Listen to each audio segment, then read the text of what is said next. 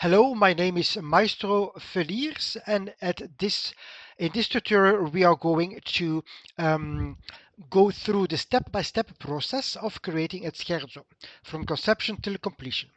5 basic steps need to be followed. 1. Decide what you will create. 2. Determine the general form, character, architecture parameters. 3. Determine the material you will use. 4. Write down some ideas. 5. Create musical cells, motifs, phrases, cadences, chord progressions, etc. This is the very beginning before you put any note on paper. This is a very crucial moment. The more time you spend on this level, the more you will be equipped to create and compose a masterpiece. Note that during the process of composing, the above decided items might change. A very important tip that I would like to give is that the composer decides at the beginning all the material that will be used. Once a motif, a phrase, an episode, or even a full part of the work reaches a certain level of maturity, it will be the music that will guide the composer how to mold it further. At a specific depth, the music will guide the composer what is needed to reach perfection. When the composer imposes his will at that point, the quality of the music will be harmed and a crippled piece will come into existence. What will we create? We will create a scherzo as a third part of the sonata, opus 312. The general form that we will use is the ABA form. So the ABA form is a classical form, also known as the lead form. And according to how you will develop the architecture of the ABA, a simple piece or a masterpiece will be created. The character of this piece of the scherzo will be fastness, anger, agitation, pushing forward, tension. It has to be wild. The material we will use is the language of the classical periods. Some basic ideas that I've written down is begin the piece in the minor key, end the piece with the Picardy third, use variations, use modulations, clear cadences in this piece. Only one theme will be used. Use fast crescendos marcatos forzandi. The theme will be tonic, subdominant, dominant, tonic. There will be a homophonic texture and the key will be A minor. The key of the scherzo will be A minor. The theme will consist of 4 bars. Bar 1 will have the tonic, bar 2 the subdominant, and bar 3 the dominant, and bar 4 the tonic again. For the subdominant, the fourth degree will be used. That's then here, as you can see, the chord of D minor in the second bar. And for the dominant, we will use the seventh degree with the seventh and the nona. Let us first create the bass line. As the melody will be of most importance, it is best to support it with a simple bass with not much movement. The common note of the first and the fourth degree will be used as a short tonic pedal in the first 2 bars. The movement will be as little as possibly by descending a minor second and returning to the tonic. Let's create now the basic sketch of the soprano. Start with an octave interval between the bass and the soprano in the first bar AA and move it up in the fourth bar with a third interval between the bass and the soprano. The next step is that you will isolate the soprano in the G clef and work out an imposing, straightforward phrase corresponding to the character that has been laid out. So first of all, we will start with on the 3/4 measure to write down on each beat tac tac tac tac tac tac tac tac tac tac tac tac. The first bar we will start with a movement in the first bar using the chord notes, starting with A, going a fifth up to the E, and then to the C. So you have all the notes of the chords. Bar 2 till 4 are good, la la la la la la la la la, but can be made more interesting by, for example, inserting an appoggiatura on the first beat. So the first beat of each bar will start with the appoggiatura.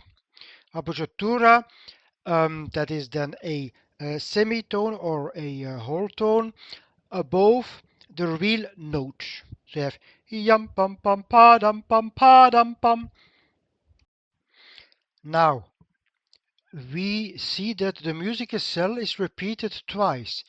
So you have 3 times the same motif that is repeated a little bit higher, but still 3 times the same. Now, the rule of counterpoint defines that in a sequence, the motif can be heard 3 times at the most without any alteration. But to make it more interesting, we will try to change one of the sequences. To make the sequence more interesting, the last note of the third time and also on the third bar will be raised an octave. As the tempo of the scherzo will be fast, only little modifications will be okay. Let us now investigate if we can change the rhythm a little bit.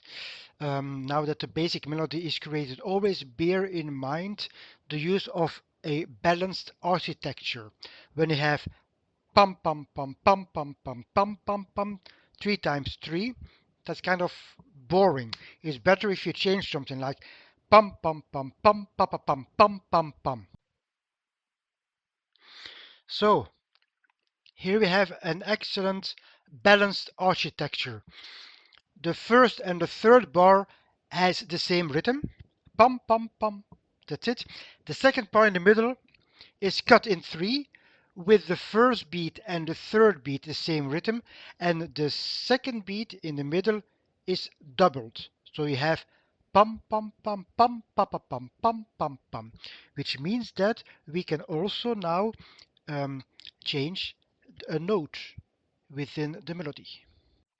Now that the melody and the rhythm are created, the accents need to be added. A marcato will be added to each appoggiatura at first. Now, to take the expression to the limit, the last note of the theme is doubled and played an octave higher with a sforzando. In the final stage, the dynamics are added. It starts in mezzo forte. Now it goes up with a crescendo. You see that on the fourth bar, I have modified the marcato by sforzando on the first beat, and on the third beat you have also sforzando, but the note is doubled, so it goes into a very powerful crescendo. Let us now create some tiny variations on the theme. The more variations you will have when you have created a theme, the more times you can use a theme within the piece. And if there's no variations, then it will be really boring. So variations is the key, and that makes a difference between a ordinary composition and a masterpiece. So although there are many ways to vary a melody, only a few will be used here. Some techniques to vary a melody are mutation, modulation, changes in rhythm, usage of figuration, changes in tonality, changing the time signature from ternaire to binaire, usage of asymmetrical rhythms, etc. The theme consists of 4 bars, so 4 bars can also be divided in two subphrases of 2 bars. 2 plus 2 equals 4. That's very interesting to see what we can do with that material. The theme is composed of the first bar where the motive exists of the notes of the triad. The 3 other bars consist of one note with appoggiatura. Bar 3 is the main idea that has been varied in bar 3 and bar 4. Here you have the two subphrases, subphrase 1 and then subphrase 2. One variation is that you take the subphrase 1 and you mutate the two motives. Make a mutated sequence according to the established cadence 1-4-7-1. Make a slight variation on A, namely A sharp instead of A natural. The last note of the last bar can be augmented and becomes then the leading tone of another key. Very interesting material. You can double the notes of the melody with an octave to get more power. So let us now work on the development of the accompaniment. The accompaniment is the musical part which supports the melody with the correct harmony and rhythm. The base has already been established. We have the chord progression 1-4-7-1. Now, at the exposition of the theme, the notes of the accompaniment should double the duration of the notes of the melody to create a kind of hunting, agitating character. So instead of if the melody is pam pam pam, the accompaniment is pa pa pa pa pa pa. Now here we see that instead of 4 notes in accompaniment, we only have 3 notes because the fourth note will be in the soprano. So this will be the accompaniment. It is very important in the third bar when you have a seventh unknown that you mark them with the numbers. This is that you will not forget to resolve those notes. It's very important. It's according to the rules of voice leading harmony.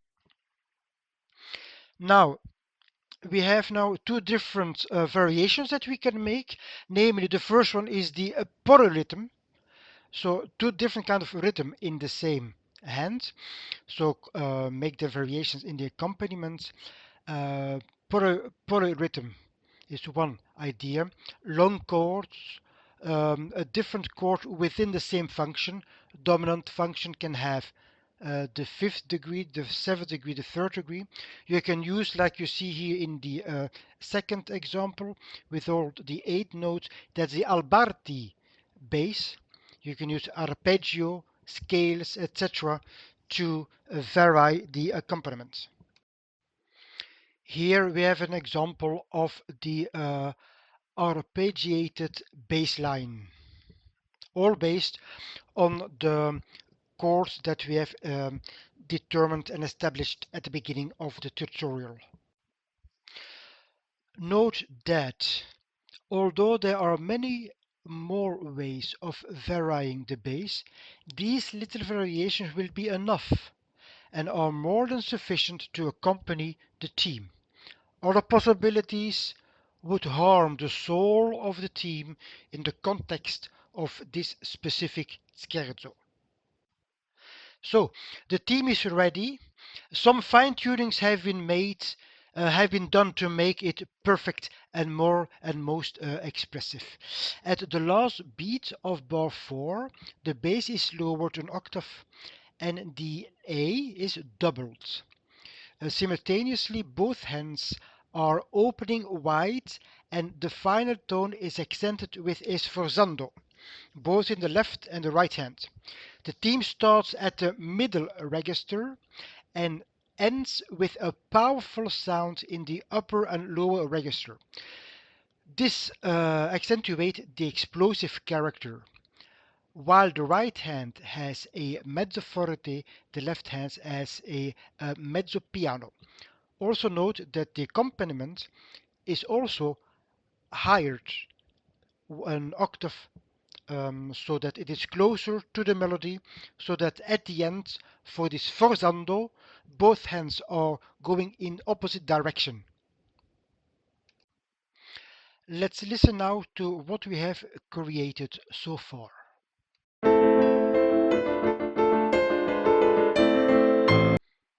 So the main theme is created. So what to do next? The theme can be repeated with or without a bridge. To change the color, it can be repeated in the lower or the higher register. 2. When we return to the big form ABA, the A can start with the tonic and ends with the dominant. A accent starts with the tonic and ends with the tonic. So T, D, B we don't know yet, and then the A accent is TD. So tonic, tonic.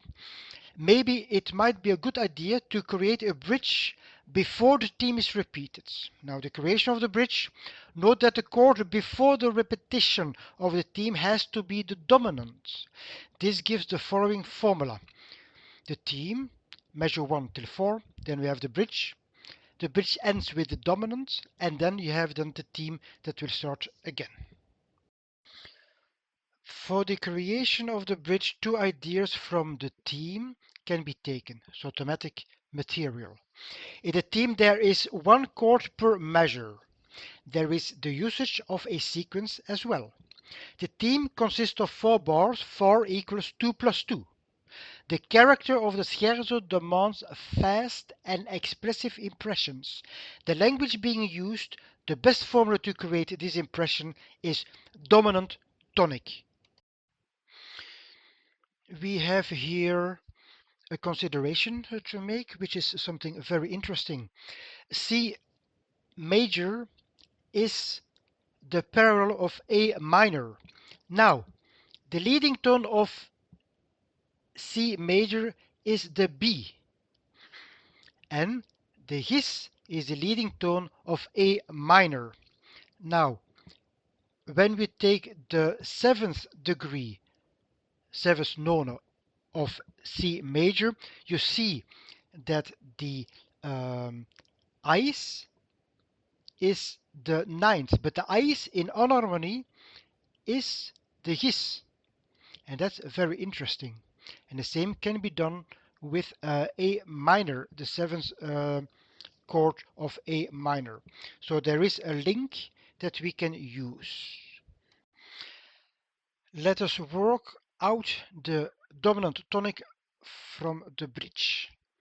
When we look at the last bar of the theme, we see that the accompaniment has a triad at the first beat and an octave at the last beat. We will reverse this. At the first beat, we will use an octave, and at the third beat, a triad. So here we have the last bar of the theme. Pa pa pam pam. Now, verify that the connection of the two chords is done according to one of the three rules of the connection dominant tonic. Here we use the following rule. Common note plus two other voices leads to the closest note of the next chord. The first two bars you see are in A minor, and the second two bars is in C major. So we have already a modulation with a very beautiful counterpoint in the bass. His, A, B, C. Note the rich interval between the bass and the soprano. As the accompaniment is ascending, we need the melody to descend in one way or another to create a counter movement somehow. A kind of echo effect can be created by using the same note on the first beat in the soprano in the high section and repeat it in the accompaniment on the third beat. In between, the soprano will descend with the chord notes in arpeggio. As the value of the notes in the accompaniment of the theme is eight notes, pum pum pum pum, we will hear in the bridge speed it up by using triplets instead of pum pum pum pum. We will use pa pa pa pa pa pa pa pa pa. Accents are added on the first beat of each arpeggio to get more agitation, and it is played in forte. The theme starts in mezzo forte at the beginning of the scherzo, going to a climax with the sforzandi on the last beat. The bridge continues the tension in forte and marcati on the first notes of each measure. As a theme will be repeated in the lower register with a variation accompaniment, the codetta has to work its way downwards without diminishing the tension that has been built up. The soprano in the sequence moves downwards. In the codetta, let us use the opposite movement, working towards the triad on the last. The soprano will make a counter movement with the bass as much as possible. As the theme starts in mezzo forte and the sequence in forte, we will use these parameters on a micro level in the first measure of the codetta. The theme is repeated in mezzo piano and with a polyphonic accompaniment to ease a bit the agitating character and to build up the tension towards the forte when the theme will be repeated in a different key and with the Alberti bass. Note that there is no sforzandi on the first beat of the last bar, and at this place we are building up tension. Let's listen now to what we have created so far. The bridge, the codetta, and the theme in lower register.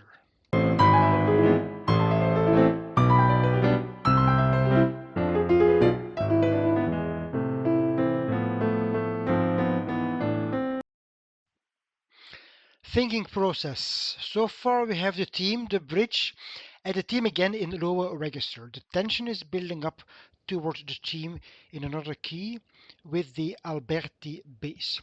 What if we divide the A section into two parts, A1 and A2, with a bridge connection both?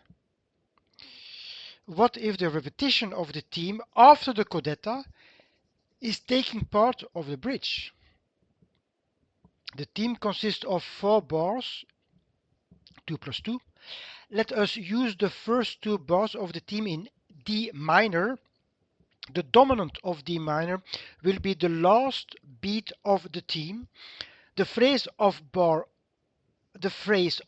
4 bars is followed by a 2-bar phrase. This will build up tension. What if we continue with 2-4 instead of 3-4 bars as the utmost pushing forward to enter A2? Maybe the scything motifs, Zarfo motif, can be introduced to accentuate the tension.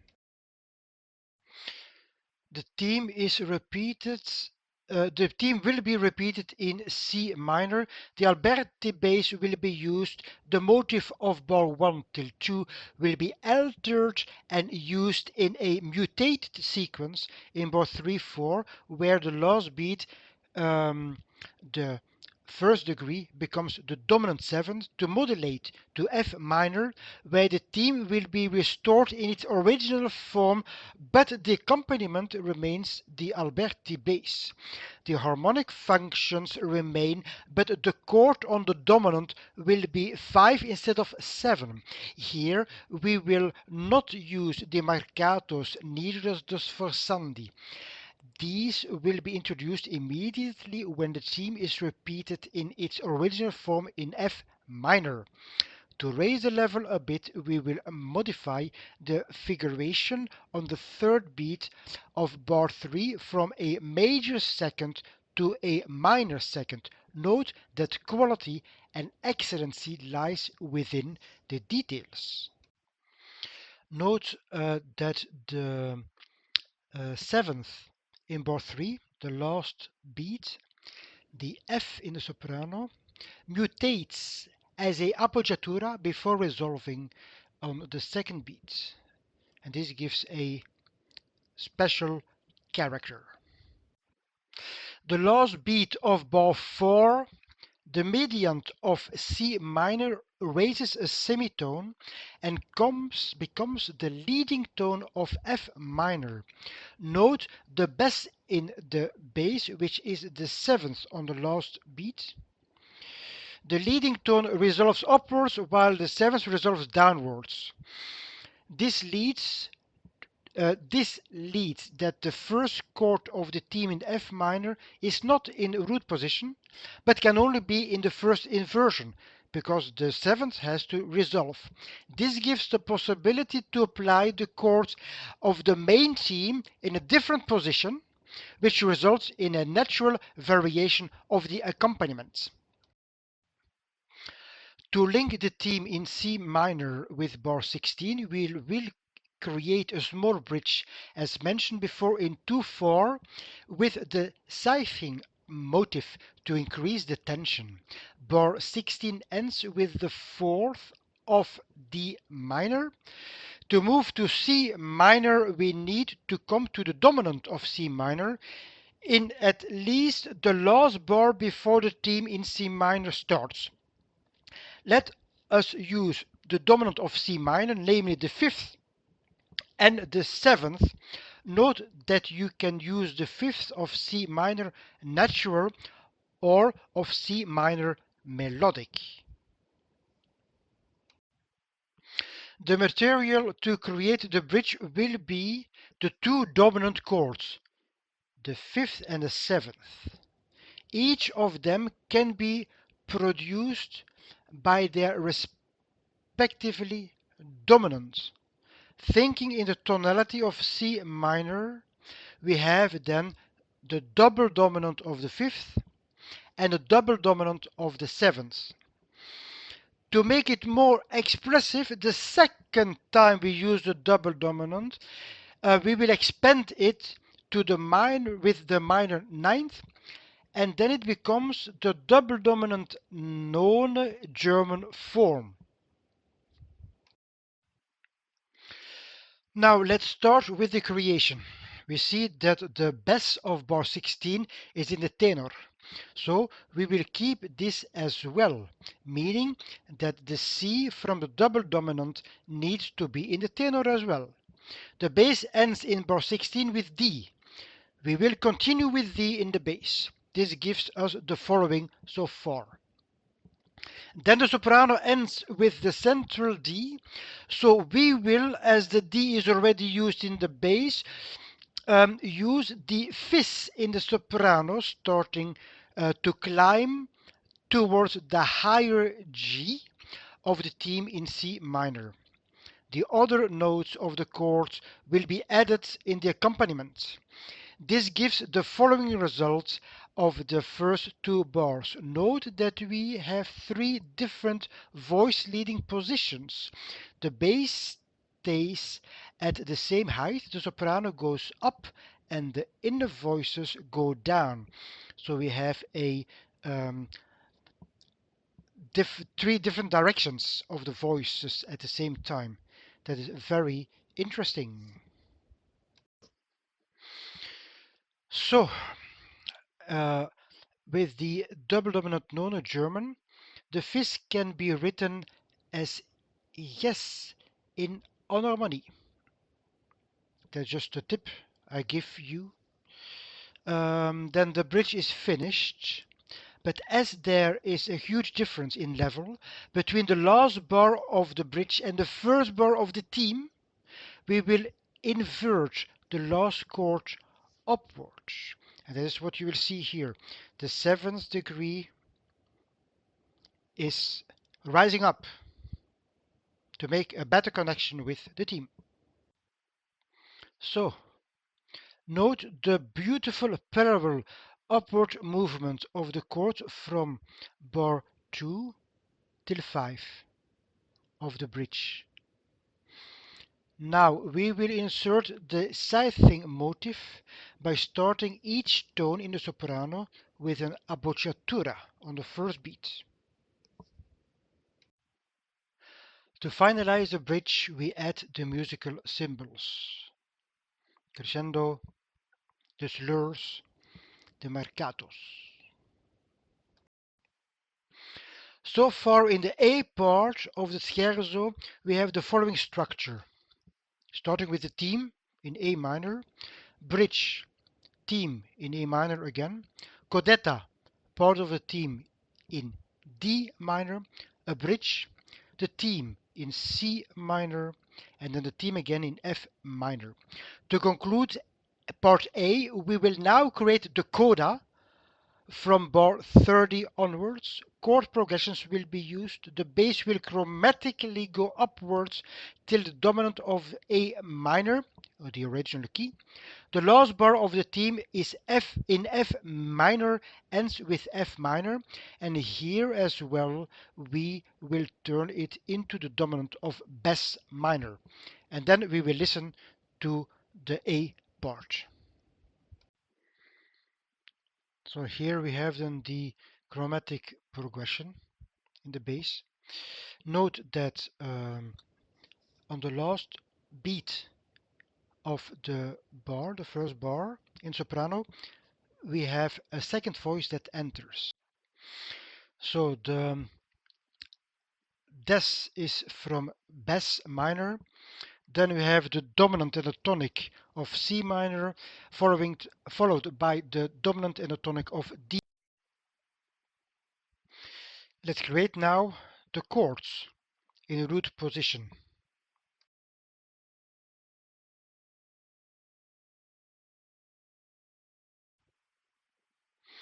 So now we are creating the soprano. As the last note of bar 29 is the leading tone, the first note of the coda will be bass. Note the rich interval between the bass and the soprano, moving up both together, moving up chromatically. It's a very beautiful. Include the other voices. Watch out to double the tonal notes in the first inversion chords. The tonal notes are always doubled in vertical harmony. When you have counterpoint, then you can double the median, but this is not the case here. Insert rhythm. Notice that we have 5 bars. It is better to split it into 4 plus 1. So bar 5 needs to be different, otherwise it might become boring to listen to. In this case, we see that the last bar is indeed different. We continue with bar 5 into another character. Remember that the goal is to end with the dominant of A minor. Here we will create a dialogue between the outer voices. By raising the G of the 7th degree of D minor in the bass, a semitone, we get to the leading tone of A minor and have arrived at the dominant. Repeat this motif in the 3 registers. Note that in the low register, the first beat has 1 note, as otherwise it sounds too heavy. Conclude the coda with the dominant 7 based on the dominant pedal E. Let's now listen to the first part of the scherzo, the A part.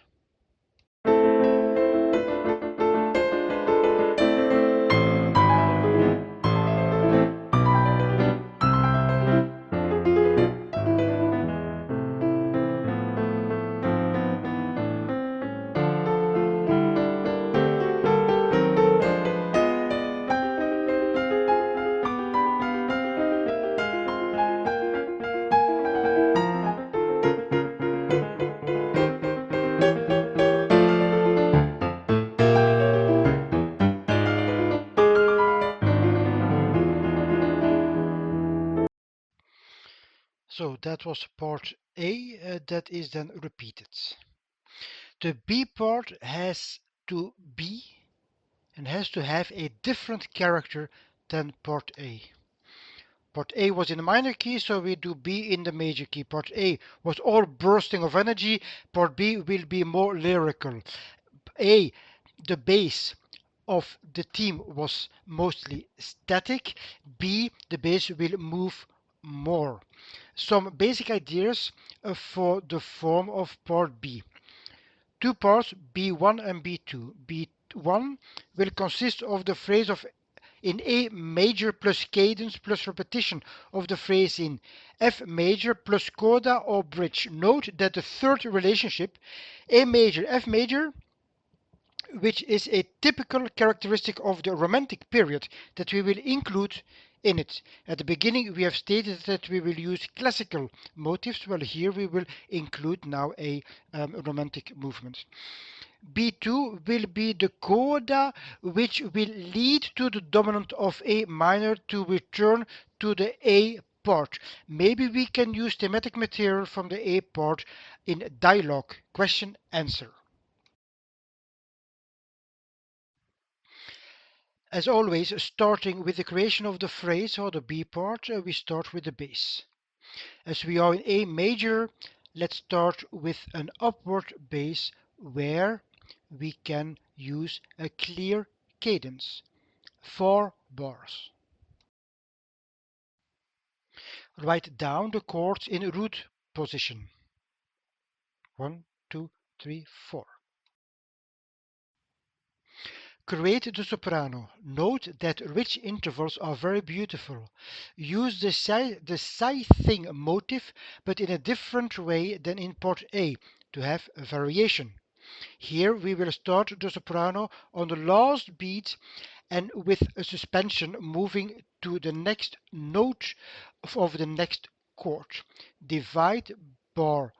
We divide the 4 bars in 2 plus 2. After bar 4, we need to make a changement. Note that we have to arrive at the F major. Now the parallel of F major is D minor and the dominant of D minor is A7, which is the tonic of A minor. So the tonic will become the borrowed dominant. We will add 2 bars to go to D minor and another 2 bars to confirm the new key. This makes the phrase of a perfect 8 bar, consisting of 4 plus 2 plus 2. Complete the inner voices using 4-voice harmony. Note that as we will use purely counterpoint, that the 7th in bar 2 does not resolve but keeps moving upwards. The 7th, on the other hand, of the borrowed dominant, on the other hand, needs to resolve, as now we are in the harmonical functionality to determine the new key. The 8-bar theme of the B section will be repeated in F major by using the C7 chord as cadence to connect both. The arpeggio will be repeated 3 times in descending register. First high register, then middle register, then lower register. Note that the last note of the lower register is not the G, but the E, the leading tone. Very important to know. As we have used the third relationship of A major to F major, which is um, a major third, via D minor, we will do the same here. The major third under F major is Des major, and we will go there via the parallel, namely Bes minor. Once we have arrived at Des major, we will confirm the key and add a coda, tonic, dominant, dominant, tonic. The bridge between Bes minor and Des major will be the seventh of Des major with the same rhythmical pattern as the confirmation of Bes minor. So here we have the coda to conclude part 1 of the B section. 2, 4, 5 bars. The raising of the alto and the tenor with a semitone gives a different flavor to the music that is done the last beat of bar 4. Now from Des major we need to arrive at A minor to start the A accent part. This is a little of a problem, but there's a solution. Namely, it's very interesting that one of the relative key of Des major is S minor, namely S major in Moldur. When using on harmony, we see that two notes of the triad of As are the same as the triad of E major. Only one note needs to alter. That's a very interesting idea. So the problem can be solved easily. The theme we will use will be in octaves in S minor with the accompaniment in triplets. Answer questions between the outer voices, and then you have in the last two bars the soprano that confirms the answer of the bass. A very interesting situation. At the creation of the cadence to move to A accent, we have the chord of As minor that will mutate into E major, which then will expand itself to the dominant 7 of A minor. Very interesting material. And then you see in the last three bars you have a rhythmical change. Pam, pa, pa, pam, pa, pa, pam, pam, pam, to create tension to go back to the theme. So we have arrived at A accent.